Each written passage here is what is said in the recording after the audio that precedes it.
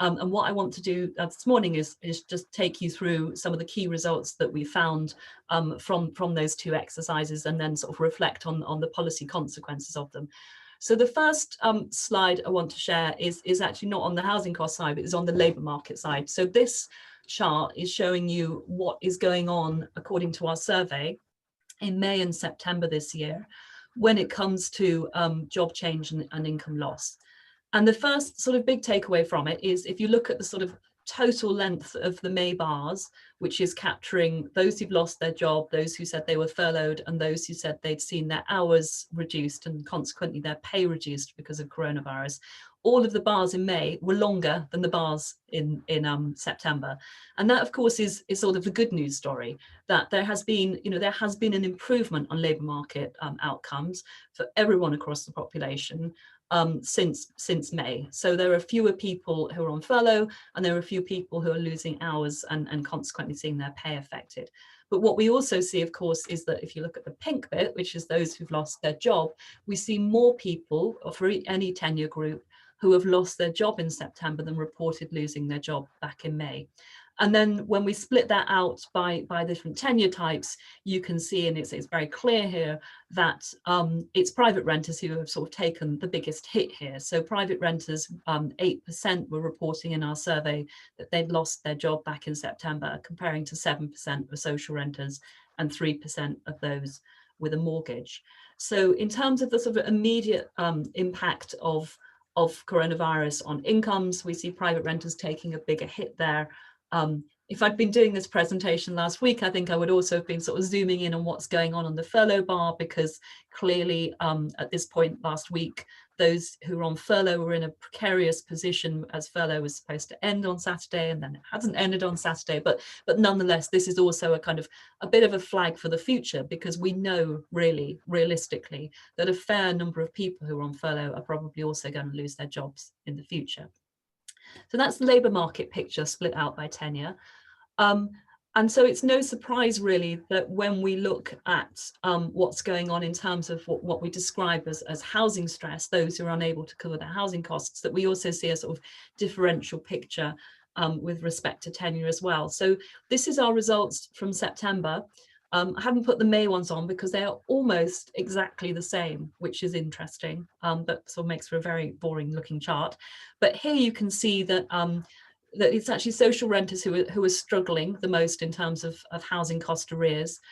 So around about 1 in 6 social renters reporting that they've either fallen behind with part or all of their housing costs over the period. But private renters too, we've got 1 in 8 private renters in our survey at least reporting that.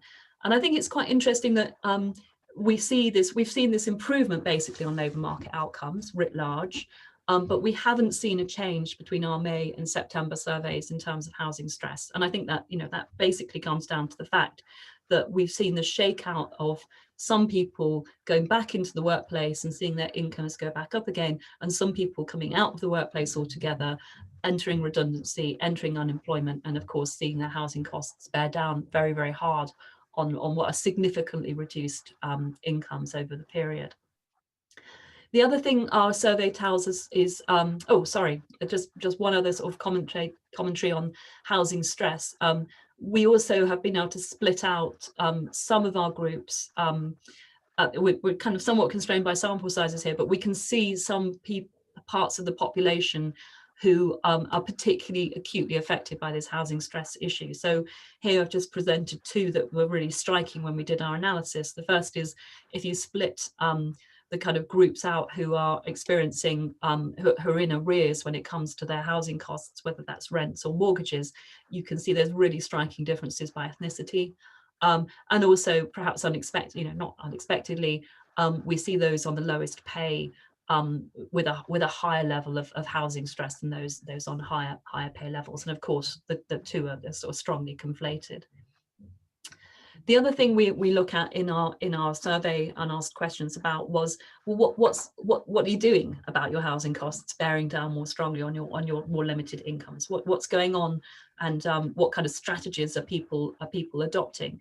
So this slide is showing you what we describe as sort of formal strategies for reducing housing costs or coping with housing costs over a period of income contraction.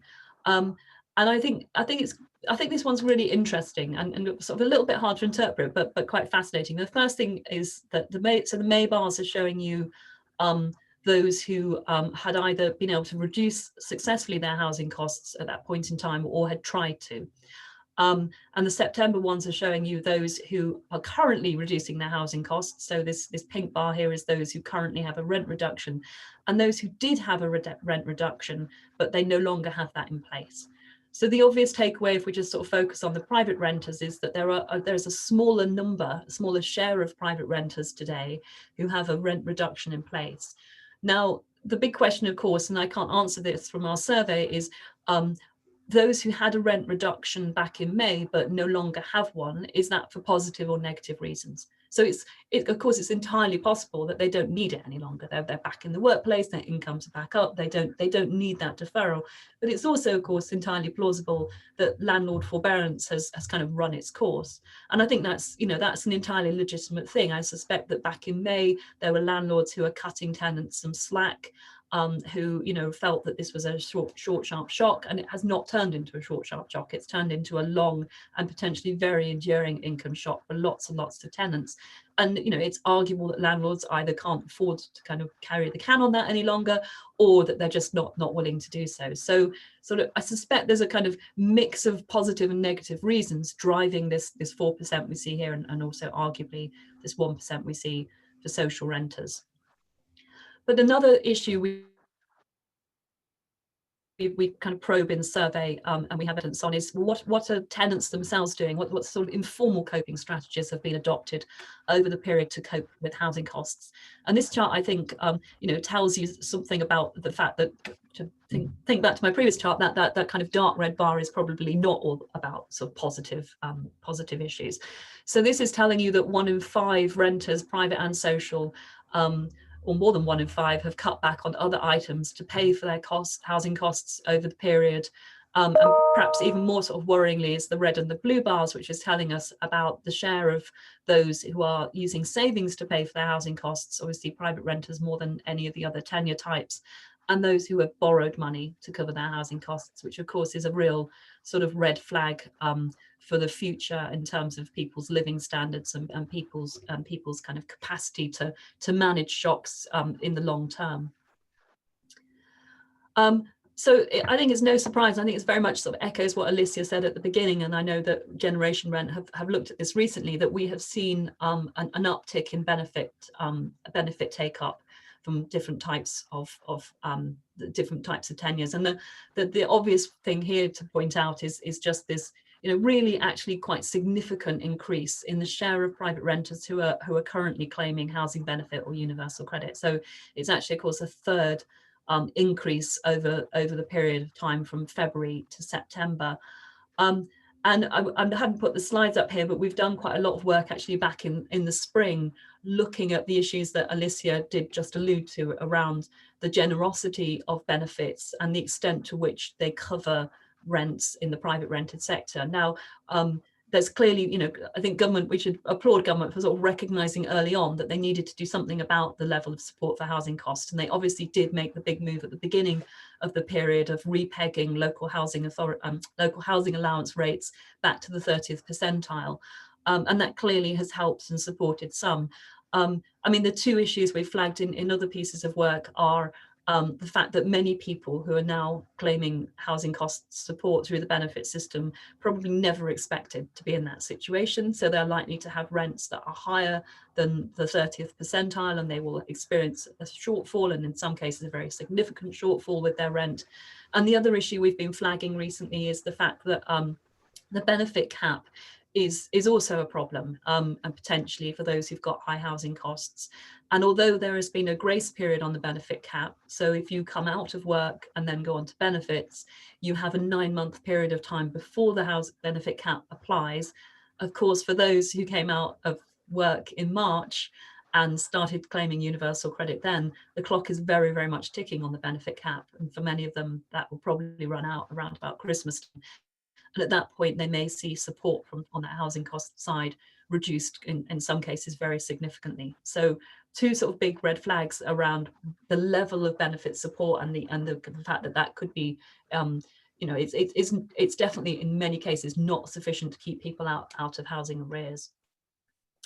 And then my final chart is just reporting sort of results we found when we asked people to sort of think prospectively. So we asked the people in our survey, where do you expect to be living in 12 months' time? And this is what they said. And I find this really interesting. I'm really interested to know how people think we should interpret this one. So we found around about 7 in 10 private renters said, I expect to be in the same home that I was living in, currently living in. And we've got unfortunately, a big gap of people who just don't know what they think, which is this white missing bar here. And then we've got a group of people, quite a big group of people who say, well, I'm going to move because of changing circumstances. So it could be positive, like moving in with a partner or having a baby and needing a bigger home. Might be negative in terms of separating from a partner or whatever. But, you know, a group of people who just expect to move because of some kind of personal circumstance change. We've got a group of people who are saying, I'm going to upgrade to a more expensive home. I can afford to do that now. And then we've got these people in the pink and the red bar who say, I'm going to have to leave my home because of cost pressures. So we've got 4% of people who say, I'm just going to do it. I'm going to take the leap myself. I'm going to have to just kind of suck it up. And then we've got this 2% of people who are saying, I expect to be asked to leave because I can no longer afford my home. And, you know, I wouldn't stand too much up on this 2%. This was a survey that had 6,000 adults in it, as I said, but that doesn't give you the biggest of sample sizes when you get down to 2% of private renters. But if we take that 2% and we apply it to the number of private renters in the UK, we back out a figure of those who we think could be at risk of eviction, up to around about 200 to 230,000 people. So that's a kind of, you know, that is definitely, you know, a flag, I think, a red flag. I think the other sort of interesting thing to think about this, and this is the interpretation question I just alluded to, is how different does this look from normal times? So I'm really interested if people have a view on, like, you know, how many people in normal times leave or are evicted, leave their homes because they can't afford it. And the only sort of a way we were able to look at this analytically was to look at English Housing Survey. And looking at English Housing Survey evidence from a couple of years ago suggests that around about 25% of private renters each year move, who knows what reason, but they either move to another home within the private rented sector, or they leave the tenure altogether and go into social rent or owner occupation. And I suppose our sort of interpretation here, if you kind of think of these don't knows as people who are probably at some kind of jeopardy of moving over this period, that suggests that we're probably looking at around about 5% more than we would in normal times of private renters who expect to, or let's put it differently, who don't have the security of thinking they're going to be in that home for the next 12 months. But again, I'm really interested to know people's thoughts on what our counterfactual should be on this slide. So just to conclude, you don't need me to tell you that housing is often the largest single cost the household has each month. And it's obviously a really hard cost to adjust in the short term. I mean, the way that most people would adjust their housing costs downwards is essentially to move. And that despite the improvements we've seen in the labour market since the spring, housing costs continue to be a serious concern. And I think that's obviously because a lot of the coping strategies that people have employed, whether that's formal or informal, are essentially wearing thin. You know, savings are declining. The ability to borrow from people is probably wearing a bit thin too. Landlords potentially are, you know, the patience is running out. I mean, to be fair to landlords, their mortgages, patience could be running out too. But, you know, I think our survey results definitely suggest that you know, the kind of emergency measures that people put in place back in May, thinking this was a short-term shock, are perhaps kind of, you know, wearing out essentially. And in terms of just thinking about policy, I think it's really clear that those who are struggling need to know that the benefit system will continue to take the strain over the winter. I mean, the main thing I really would point to on that is I think we really do need clarity from government on what's going on with the benefit cap. And people do not need the benefit cap kind of hanging over their heads coming into the Christmas period, for sure. But I think the bigger and more interesting and far more challenging questions actually are around the long term. So there's two things that I would point to on that. The first is that if there's a massive income shock, which there has been, and it looks like will continue to happen in the economy, you would expect rents to decline. You would expect, rents, economic orthodoxy would tell you that rents will adjust eventually. They have to adjust to an income shock like that. And I think the question is, is there anything that policy can do to help and to accelerate that process? And I suspect, we will end up talking about at some point about whether the benefit system and the benefit generosity should be increased so that rents are covered up to the median, so LHA rates go up to the median. And I think our kind of corporate view at Resolution Foundation is, although that protects renters over a really difficult period, that actually would choke off the market finding a new equilibrium.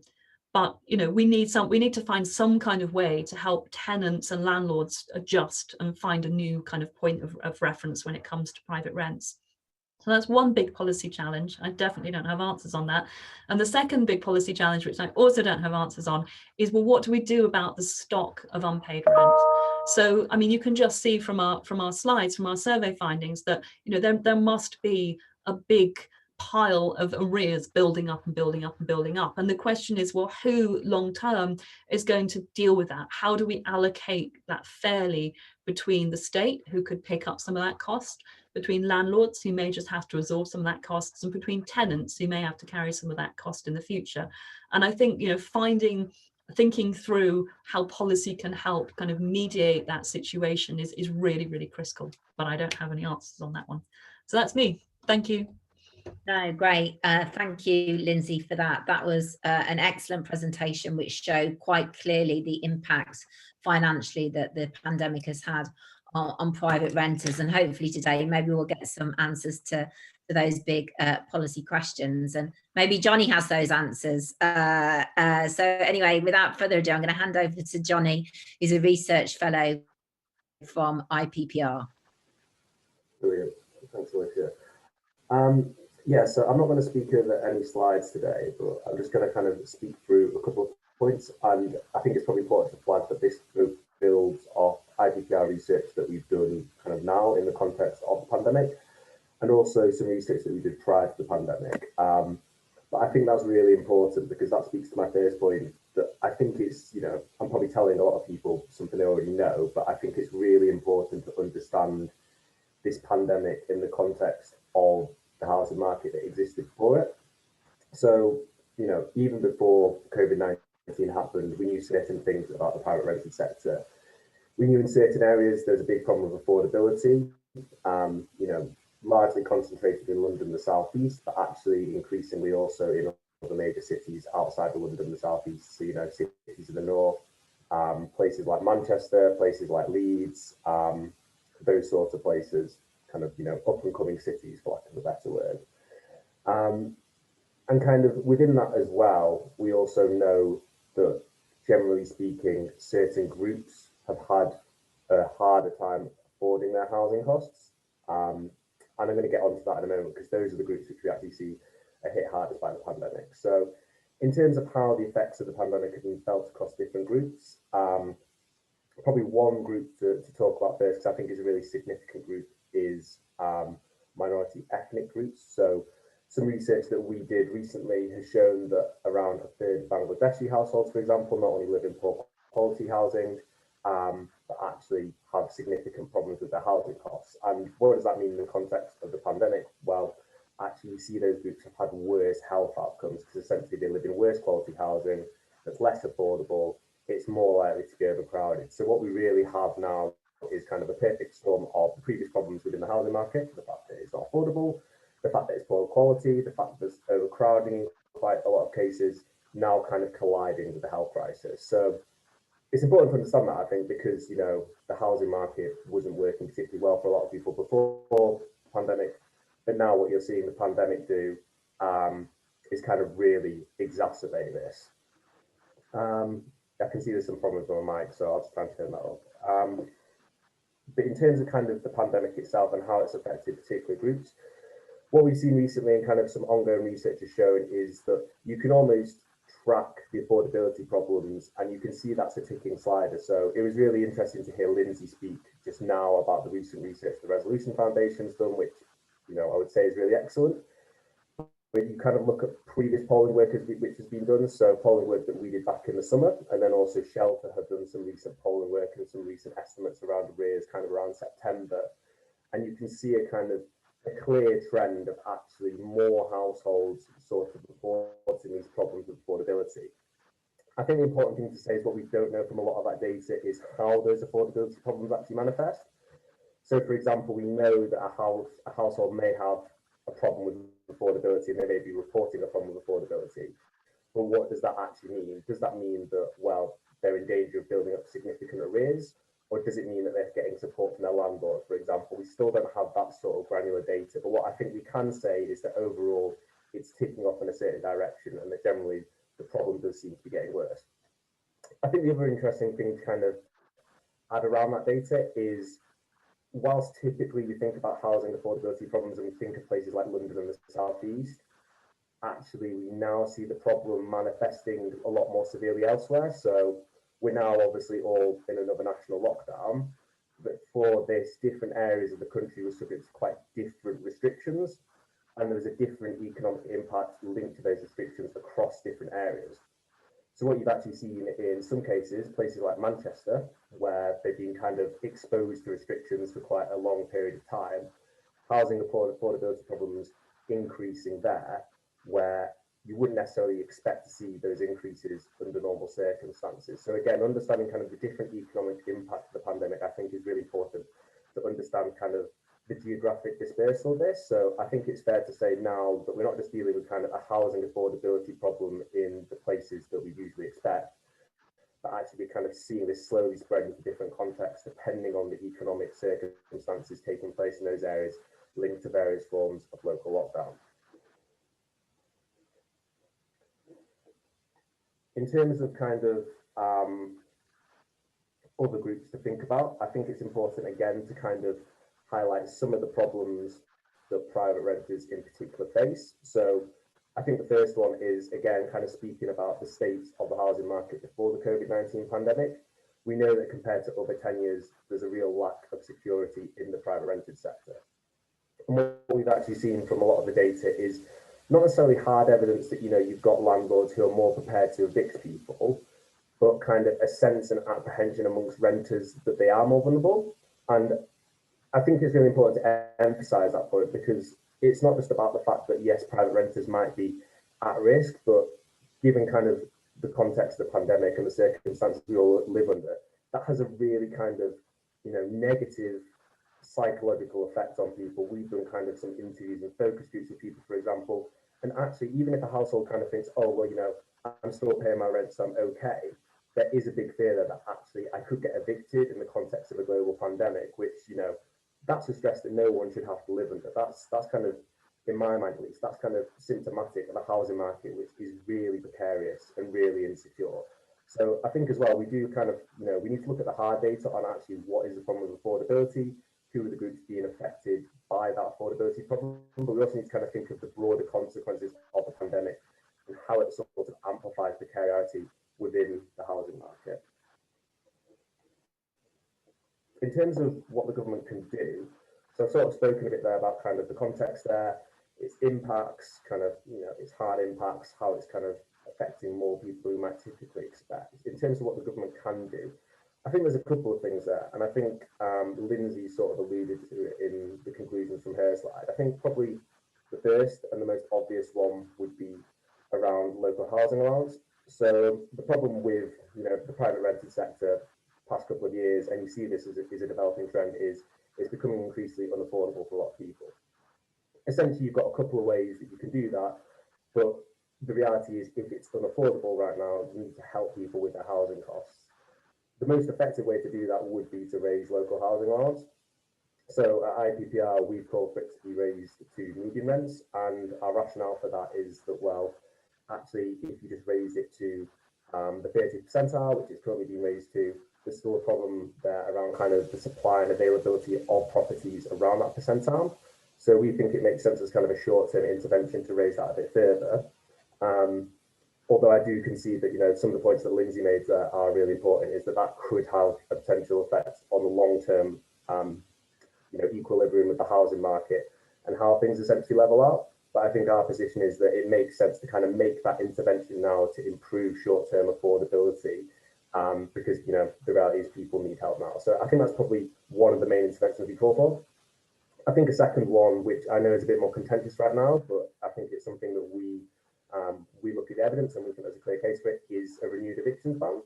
And the reason for that is twofold. I think, first of all, you know, there's a public health issue there, but I think you could almost say it's a moral issue, that given the precariety of the private rented sector, the fact that a lot of people, you know, can be served notice for no good reason whatsoever, because, you know, Section 21 still exists, despite the consultation closing over a year ago, Section 21 can still be widely used.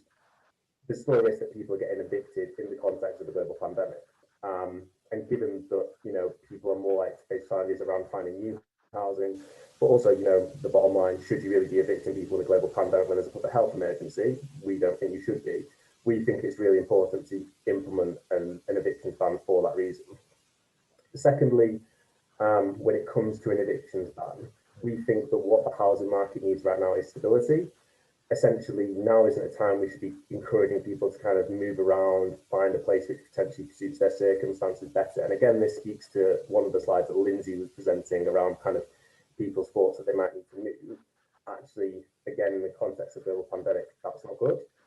So we think what needs to happen in the housing market right now is we need to kind of inject some stability into it. And the best way to do that is essentially to ban evictions, try and keep as many people in their homes as possible, and, you know, prevent unavoidable problems, particularly around homelessness resurfacing this winter. So it's really interesting to actually look at the recent government stats on homelessness, that you actually see, because there was an evictions ban in the previous peak of the virus, the number of people finding themselves or being threatened with homelessness as a result of being served a Section 21 notice declined by about 69%. So that just shows the impact something like Section 21 can have on people's housing circumstances and links into problems like homelessness. So I think for us, they're kind of the two main short-term interventions we think should be taken right now. And I think, again, the rationale for that is you look at the support that other tenures have been provided with. So if you rent in the social rented sector, chances are you're probably going to get a lot more support from your social landlord than you would from a typical private landlord. And again, if you're a homeowner, we've seen an extension of the mortgage holiday scheme. So we're seeing these supports put in place for other tenures. There isn't really, in my view, a sensible argument for why we're not seeing those same support put in place for private renters. And then finally, just to kind of talk about some of the long-term solutions and the long-term fixes for this. You know, the reality is the reason the private rented sector is so, you know, expensive for a lot of people is because we have a chronic shortage and undersupply of genuinely affordable housing in this country. And, you know, this is a point that we've just not made at IPPR, but I know Shelter have made this point before and others have made this point. We need more genuinely affordable housing. And the best way to do that is to boost the supply of social housing. That's, you know, a long-term project. That's not going to happen overnight. That's going to happen over the course of a decade, but you see the benefits of affordability in the long run. It takes some of the strain off the private rented sector, but also it makes sense from an economics point of view. Instead of, you know, the private rented sector becoming increasingly unaffordable, we need to do things like raise the local housing allowance, and essentially we're putting more money into the system, which is eventually going to private landlords. You have a more balanced housing system where people actually have access to the tenures which best suit their circumstances, and essentially that's how you address long-term housing affordability, and you kind of address some of the problems linked to the private rented sector. And then just a quick final point, which, you know, it might seem like a bit of a boring one, but I do think it's really important to make around the private rented sector. The way you avoid this and the way you give people more security and potentially increase affordability as well along the way is you professionalise the private rented sector. You compare the private rented sector to the social rented sector. One is a professionalised body governed by regulations. It's got a regulator there.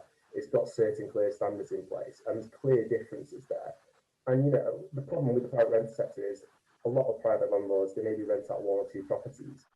They don't necessarily see themselves as, you know, I'm here to provide, you know, what is essentially a fundamental, you know, human right, the right to housing.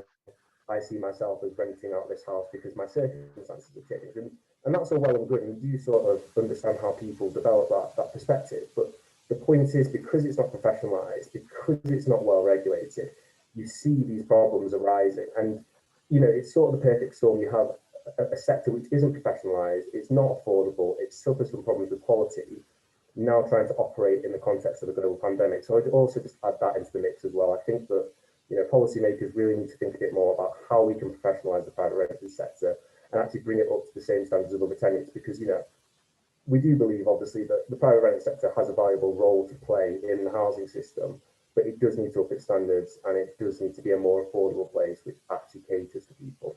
And I'm going to stop there. Great. No, thank you, Jonny. You know, and Generation Rent couldn't agree with you more, especially over, you know, bringing back the eviction ban as we've headed back into a lockdown situation. Remind people that they can post questions in the Q&A, because we'll be moving to your questions after our final speaker, who is Stephanie Kleynhans, from Policy Officer from Shelter. Steph, over to you. Hi, everyone. Caitlin, is it all right if you're able to share my slides? I can't share my own screen because of various technical difficulties. Yay. Excellent. So I'm just going to have to do a Chris Whitty every time I need to see my next slide and tell Caitlin to change it. Great. Okay. So as thanks very much for inviting me. I lead on Shelter's policy work on welfare and benefits, which includes the local housing allowance, universal credit, and the benefit cap, and how this affects people's housing situations. That's largely what I work on. Just so everyone is on the same page, like local housing allowance is is the housing benefit for those who are renting privately, and it's also the housing element of people who are on universal credit who rent privately. So I'm going to talk through about some of the government's interventions to the welfare safety net during this pandemic and whether they've been good enough for renters. So next slide, please. So these are generally some of the interventions that government made during the first lockdown, and they have been really welcome and have definitely helped many renters avoid eviction and homelessness. So they restored the LHA back up to cover the bottom 30% of rents. So I'll explain a bit more about that later. They lifted the universal credit standard allowance by £20 a week, introduced the job retention scheme or the furlough scheme, self-employment income support scheme. They banned evictions by suspending possession hearings in court, that ended in September. And they also changed the way to make it easier to apply for universal credit by doing things like you didn't have to go into a job centre to make a claim, or there was some relaxation of the work conditionality requirements. And these measures were the lifeline that so many needed during lockdown. So next slide. But has it been enough? So in September, we published our Renters at Risk report, which looks at whether these interventions were enough and what gaps in the welfare safety net still need addressing. Just to give a bit of context to the impact we already know, we know that even with these government interventions, over 300,000 renters have reported they have fallen behind on their rent during the pandemic. So that's 300,000 people who are now in arrears who weren't in arrears before. And this is just to highlight the lasting impact some of these gaps will be causing. And this is why one of our main calls on the government is to provide a financial package for renters to clear those COVID arrears and help those teetering on the edge of eviction. However, there will be many more relying on the welfare safety net and in precarious situations where they're having to cut back on food or essential, like heating, or having to borrow money from friends and family who will just about be paying their rent, but so they haven't built up any arrears yet, but it is to the detriment of the rest of their lives and it is unsustainable going forward. And this is because the measures the government implemented do have some major barriers. And some of them have been covered a little bit before with Lindsay and Jonny, but the first barrier is the benefit cap. It is unnecessarily and unfairly preventing people from accessing their full entitlement. And the second barrier I'll be looking at is just the sheer volume of additional households who are now claiming LHA, which has been a major barrier. So this presentation will look at why those are such significant barriers. So yeah, next slide. Oh, the one before. Yeah, that's great. No, yeah. So firstly, looking at the benefit cap and why it is such a barrier. The benefit cap prevents working age people or claimants receiving more than £23,000 annually in London or £20,000 outside of London, and it's even lower for single people. It has acted as a barrier to these lockdown interventions, as it has prevented families from accessing that extra emergency funding that the government deemed was necessary to get people through this pandemic. That's just because on the very basic level, in some cases, there would be people who, because of that extra £20 per week on universal credit and the additional LHA being brought up to the 30th, would push a family over that threshold, over that £20,000 threshold. So they wouldn't be able to access it because it would start getting deducted from their benefits if they're over that threshold.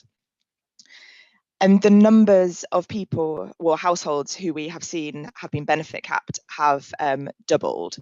So pre-lockdown in February, there were 79,000 households benefit capped across Great Britain. But by May, there were more than 150,000 households capped. So that has doubled in the space of a few months. Even before the pandemic, we did know that the benefit cap was so low, it was already causing destitution and homelessness. But the combination now of these larger numbers being capped and also the effects that we already knew about the benefit cap will be a disastrous combination for many. The two widely cited options given to people to try to escape the benefit cap before the pandemic was to move into employment or a cheaper home, but neither of these have been possible in lockdown. We know the jobs market has made it and continues to make it impossible for many families to move into employment or to up their hours to get over that threshold, particularly now there is a second lockdown. But moving house, even though the market will remain open during the second lockdown, is also impossible, as shown by this little map we have here.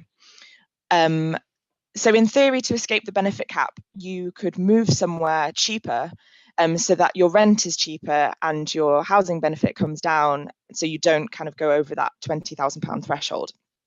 But this map is from our Renters at Risk report, and it shows that right now, a couple with 2 children in a modest 2-bedroom private rented home would have their benefits capped in more than 8 out of 10 areas in England. So it's virtually impossible for you to move home to escape, to try to escape the cap. And you can see as well that it's kind of vast swathes of the Midlands and the North as well. It's not just those like London, Southeast areas that are usually more expensive. Next slide, please.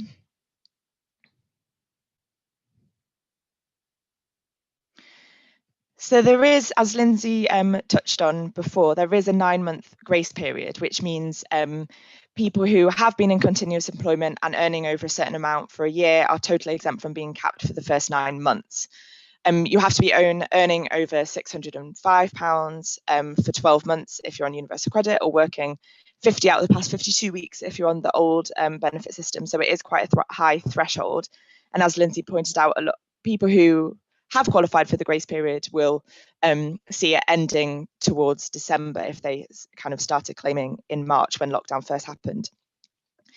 But also because of the exponential rise of newly capped households, shows that this hasn't been the safeguard that government expected it to be. So anyone with a short break in employment is at risk. So this is a quote from one of our service users who approached us for help during the pandemic. And they said, "I had just finished a fixed term contract and was interviewing for a new role as the lockdown happened. I've worked full time all of my life. I'm now 50 and unemployed for the first time. It took 4 weeks to get a response for my application for universal credit. The system was relatively easy to work through, but the benefits cap mean I am significantly short on covering my rent and bills. I have 2 children and can only manage because I have help from my family." So this person was capped just because of this short break in employment. And there are many others who are maybe employed on more precarious contracts, like 0-hours contracts, where there's no guarantee you'll work consistently enough hours to get the exemption, or in seasonal work, or maybe those who only work in term time for childcare reasons prior to the pandemic. And so they won't qualify for the grace period and would be capped immediately. In terms of 0-hours contract, there's a lot of people who are on 0-hours contracts who have been employed less than a year. So the ONS estimates that that's about a third of people on 0 hours contracts who have been with their current employer for less than a year, which is 341,000 people. So it's not really very small numbers. And combined with this, the economic shutdown seems to have hit those on 0 hours contracts hardest, because they make up a big proportion of those sectors that have been shut down during lockdowns. It's Resolution Foundation estimated that 45% of workers in the shut down sectors are on 0 hours contracts. So it makes it more likely that they may not qualify for this grace period.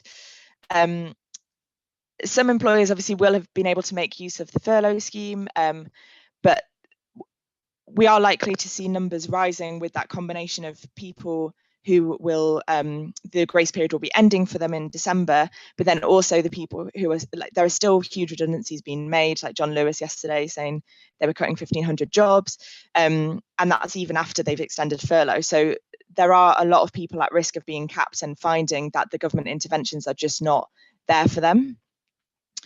So next slide, please.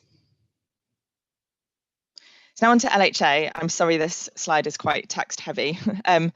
So LHA rates are the maximum amount of housing benefit a private renter can claim to help with their rent. And it's the same if you're claiming universal credit and privately renting. So it's designed so that you will get enough housing benefit to cover the cost of a typical home in your area that is large enough for your needs. So whether you need a 1-bedroom, 2-bedroom, 3-bedroom, etc. The cost of a typical home was deemed to be rent in the bottom 30% of each local market, otherwise known as the 30th percentile, which means that in theory, 3 in 10 homes is affordable to those claiming LHA, and it is meant to provide people with enough options to find somewhere affordable to live. But between 2011 and March 2020, there were a number of cuts and freezes to LHA, which meant that before the pandemic, we saw rates fall so far behind the cost of private renting, people were being pushed into debt, destitution, and ultimately homelessness. Because of these cuts and freezes, by March 2020, the LHA did not cover the bottom 30% of homes as it should have done in 97% of areas. So put in another way, homes were only affordable to LHA claimants in 3% of England, so such tiny proportions. Having such limited access to the rental markets means that people would often have to rent homes that were too expensive for them, and try to make up that difference between the housing benefit and their rent through other means. And we knew before March that 70% of private renters with no or low income had a shortfall between their rent and their housing benefit. And the average of these shortfalls was £113 a month. So families were having to try to find that extra £113 a month just to stop themselves getting into arrears and risking their home. This was pushing many families to the brink, and many could only make up these shortfalls by cutting back on food, selling their possessions, putting money on credit cards. We did publish an impact assessment in February this year to show the extent of these inadequate LHA rates. But essentially, this was such a bleak situation that we really do not want to return to. Next slide, please. So it was incredibly positive when the government made moves to restore the LHA back up to the 30th percentile, and it did undoubtedly help many stay in their homes during the pressures of lockdown.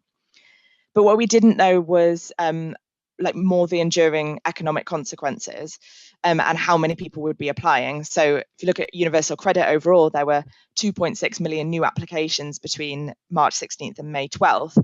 To put that into context, there were only 2.9 million people on universal credit to start with. So huge numbers were applying.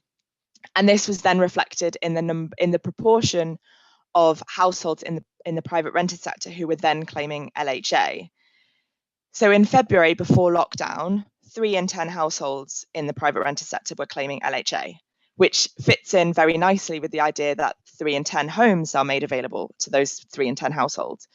But as of May 2020, we knew that this had risen to just about 4 in 10 households. So 39% of households in the PRS were claiming LHA. A system that only covers 3 in 10 homes, but has 4 in 10 households in need of help, is clearly going to struggle. And in some areas, this was even higher. So in Bolton, it rose to 49%, and in Peterborough, it rose to 48%. So nearly half of the PRS were claiming LHA.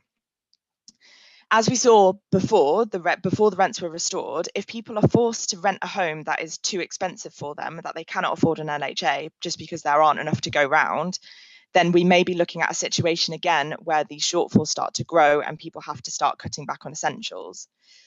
It is not clear whether this kind of large proportion is a temporary spike or a growing trend, but because this was from May, it won't include those people who have lost jobs more recently through the redundancies, or when the furlough does end up ending.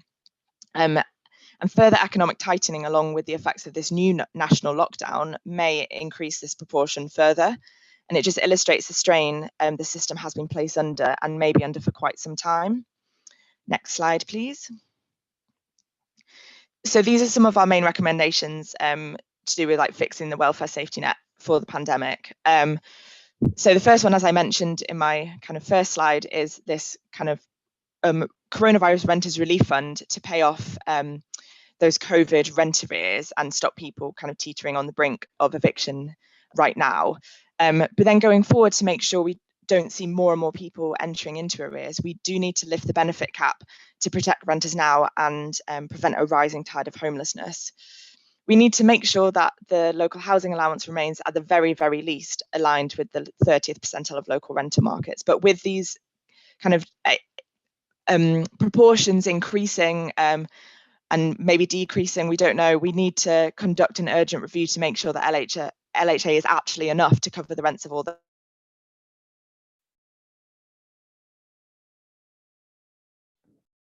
Oh, okay. We seem to have a technical problem with Steph there, who seems to have gone off temporarily. Just give her a minute.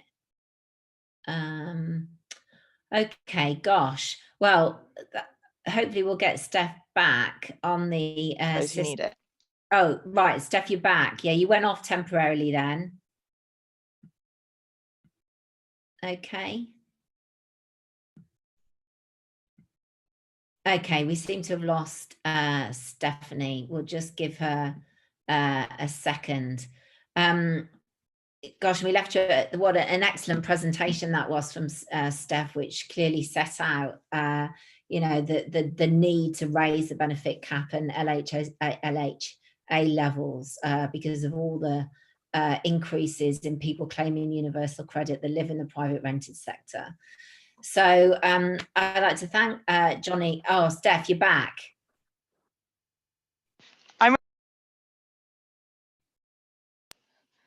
Yeah, Steph. Am I unmuted? Hear us?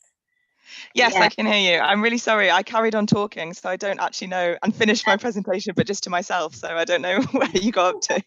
No, Steph, don't worry. We got to the recommendations slide. Okay, Yeah, so don't worry. We got that far. And you were just saying how you want the coronavirus COVID relief fund raised to the benefit cap, and then I think the slide left on. But if you just want to say I think there were 5 things that obviously Shelter are campaigning for. I guess the final 2 things were just to make sure that LHA remains at the very least aligned to that 30th percentile, and with the changing proportions of the LHA claimants in the PRS, like making sure that that is urgently reviewed so that we know that LHA will be enough to cover all the people who need it. And then, yeah, the final point was just echoing Jonny's point about building more social housing to create jobs and provide the genuinely affordable, secure homes we so desperately need. Great. No, lovely. Thank you. And sorry about that technical hitch. Okay, so we're going to move on to questions from participants. One question which I can clear up, which I can do very easily, is saying, will we circulate the slides to participants from Lindsay and Steph round to you guys? And I'm sure the answer to that is yes, no problem with that. As I said at the beginning, we're also recording this, so we'll be posting it online so you can more people can see the slides, but we will send those slides round to you guys. The next question is about how can we raise LHA but without inflating rents? So I don't know if Lindsay, Steph and Jonny want to think about that. That's the first question. Then the second question from Naomi Ridley. Naomi says, linked to the professionalism of the PRS that Jonny mentioned, it's often incredibly difficult for tenants to get repairs done and issues like damp looked at, despite the Fit for Human Habitation law. Issues like energy efficiency of homes would ideally be part of this to address fuel poverty. What kind of regulation would you like to introduce to address this? Would licensing work, or would you simply want to see more powers for enforcement when there are problems? And would you place this with local authorities or somewhere else?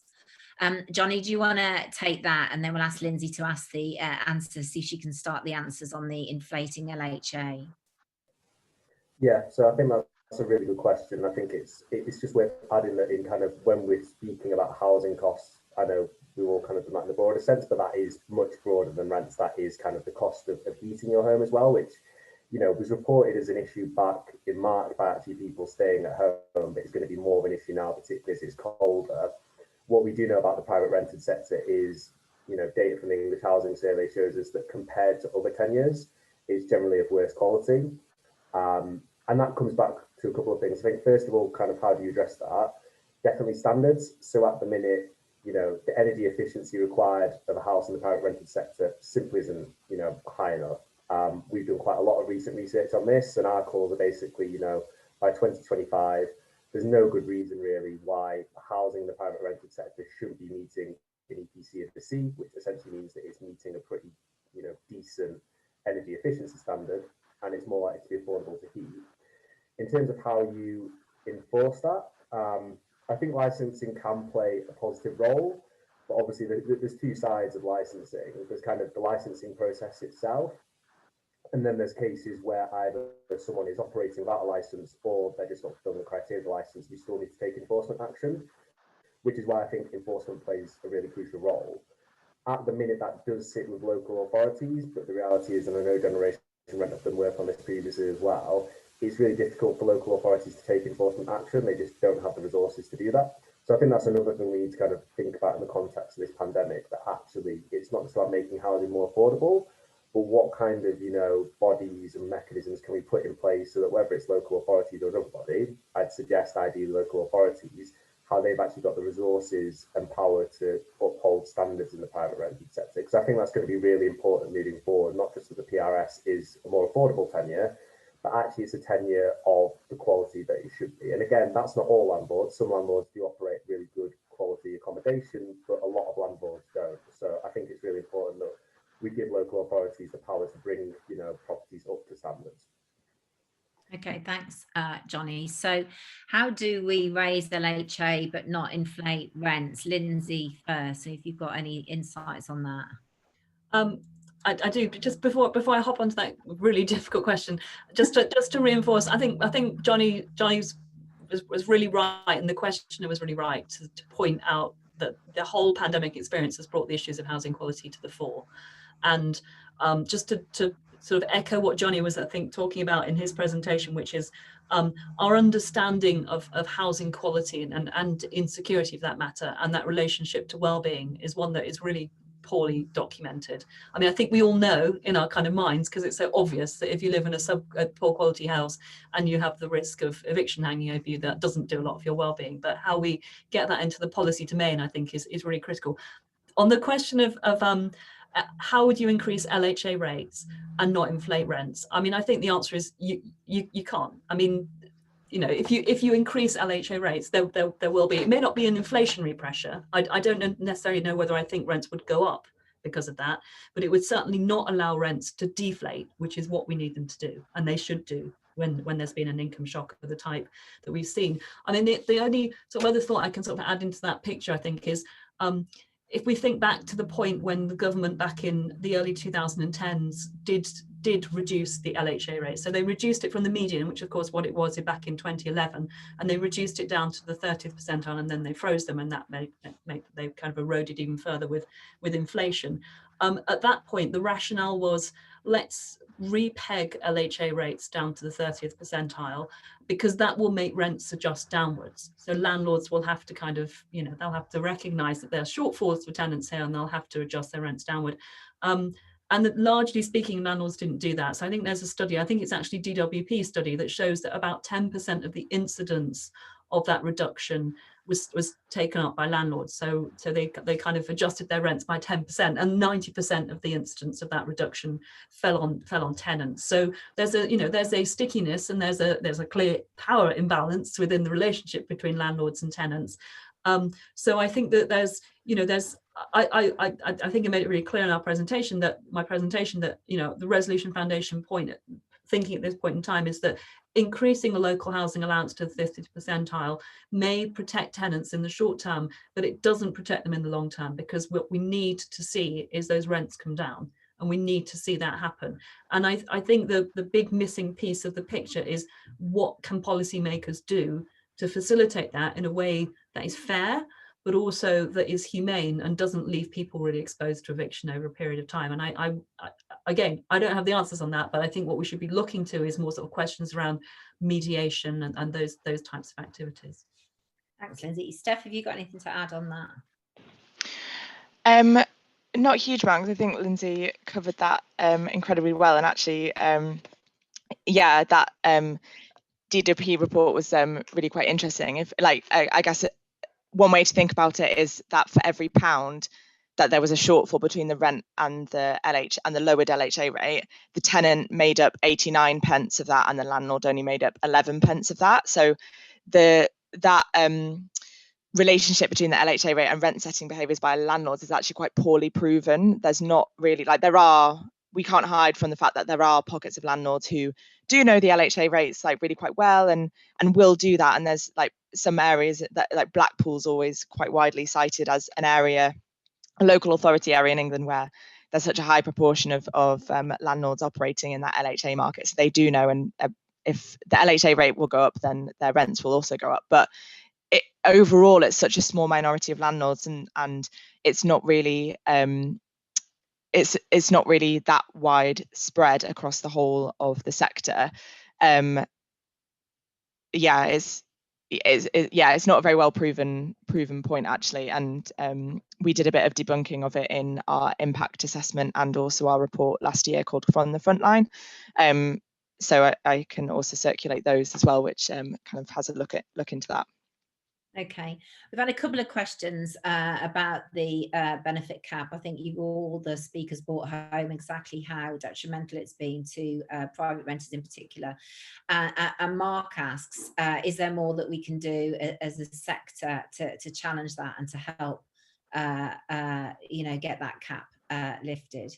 Steph, if you want to start there. I guess from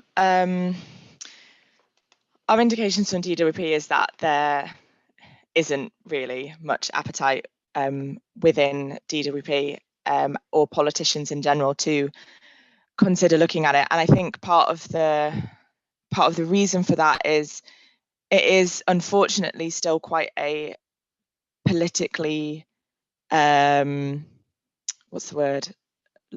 favourable policy. It's a popular policy amongst politicians, but I do think that there is the recent kind of polling from YouGov and from the British Social Survey, from NatSen, about the kind of changing attitudes towards welfare, I think has been really positive. And I think that kind of changing tide will definitely work in our favour. I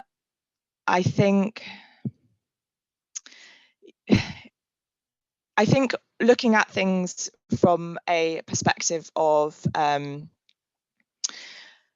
short-term solutions, and I think that the way in which we can tackle the benefit cap from a sector perspective is looking at whether it can be lifted for a temporary basis, and then maybe sometime in the future that can be extended. But I do think that the way to win policy change at the moment are these kind of short-term, U-turn sort of angles, I guess. But I'm happy to talk with Mark further if Z2K wants to work on something on the benefit cap, if that, which I think could be quite powerful. No, that would be good. Thanks, Steph. And we're coming late, but there's an excellent question, which is thanks to the panelists for their insightful recommendations. Would each panelist say what is the #1 single most important thing the government should do to address these issues? Lindsay, going to start with you. I was hoping you wouldn't start with me. You'd come to me last. The single most important thing. I mean, it kind of partly depends on whether you take a sort of short-term and long-term view, I suppose. I mean, in the short term, I think I probably would lean towards the benefit cap. And just on that point, sort of to kind of embroider on what Steph just said, which I totally agree with, is I think strategically, the sort of entry point on the benefit cap now should be about, well, people can't find jobs, because that, of course, that is the underlying rationale for the benefit cap, is to kind of increase the incentives for people to enter work.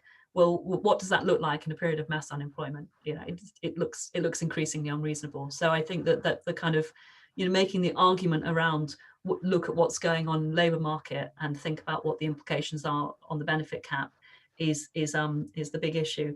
I mean, longer term, I sort of repeating myself a bit. I think it does go back to the sort of vexed question of, well, what do you do to help rents reach a new equilibrium and reach that equilibrium in a way that is fair to tenants and fair to landlords and fair to the state, and that is not without its challenges, because as other, I think as you said at the beginning, Alicia, the private rented sector is extremely diverse. It's full of landlords who are not professional landlords. It's just a very complex phenomena for policy to get traction on, because there are so many different experiences within there, from both from a tenant side and a landlord side. But it's something I think the policymakers should be thinking about really seriously right now.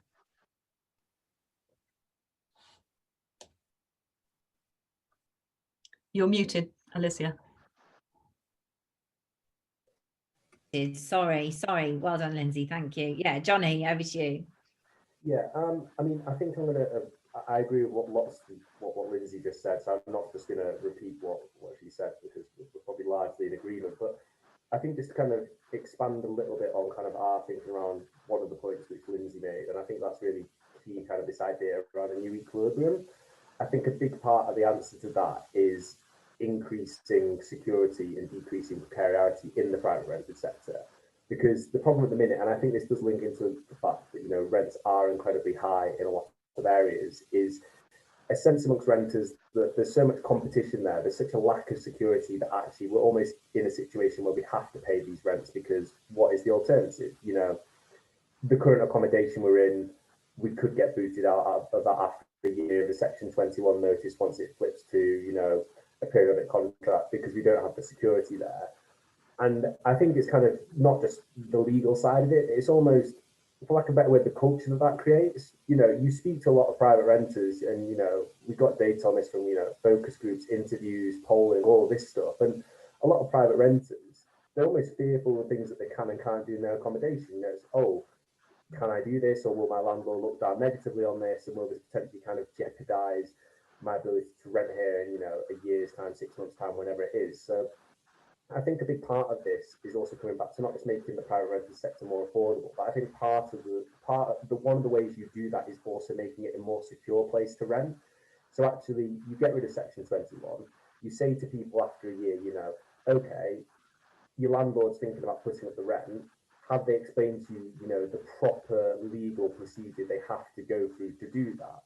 Because a lot of the time they don't, and they know that if someone doesn't want to accept the rent, that they can just issue a Section 21 notice, get new tenants in who might be better able to pay that rent. So I think this point around security really shouldn't be overlooked around the debate about how we increase affordability, because the reality is those two things are interconnected. That actually, you don't just need to improve the affordability of the private rental sector, you need to increase the security that it gives people. And by doing that, you create a much more stable terrain where people can rent, and you can set rents over a longer period of time and give people the security of tenure that they need. Great, thanks, Jonny. And Steph? They've been such good, comprehensive answers, but I think from a welfare perspective and for like the absolute immediate future, it has to be the benefit cap. Like if without raising the benefit cap, people can't access that extra universal credit standard allowance. They can't access that extra LHA housing benefit. And as Lindsay pointed out earlier, like loads of people will be kind of heading towards being benefit capped in December in time for Christmas. So I think that's an incredibly important and urgent thing really that the government needs to do that would help so many more people. And I guess another point as well on the benefit cap is how, because it's lower for single people, it also kind of is hindering councils being able to help former rough sleepers move into private move-on accommodation as well, because their housing benefit is then also capped, or any other benefits are then also capped. So it is also creating difficulties for councils, and they end up having to kind of sometimes top up the rest of that money, and so paying more money into the system like unnecessarily. So the benefit cap, I think I would say. Great. Thank you guys. And sadly we've run a little bit over, but there were quite a few questions to get through there. And so I'd just like to thank Jonny, Lindsay and Steph for excellent presentations that have really given us all a lot to think about, and to all you for logging in and asking your questions. There's been quite a few of you asking for more information, the slides and the reports mentioned in the slides, and information on LHA, which we will get out to participants. So in closing, I'd just like to say that I hope you found today's session useful. As I said, we'll be sending briefing and information around to everyone who participated. And as ever, you can go to Shelter's website, IPPR and Resolution Foundation and Generation Rent to find out more about these issues. And Generation Rent is at generationrent.org. So thank you very much. I'm going to end the webinar now, and goodbye and good luck in our campaigning to get renters more financial support, especially over this pandemic. Thanks. Bye-bye.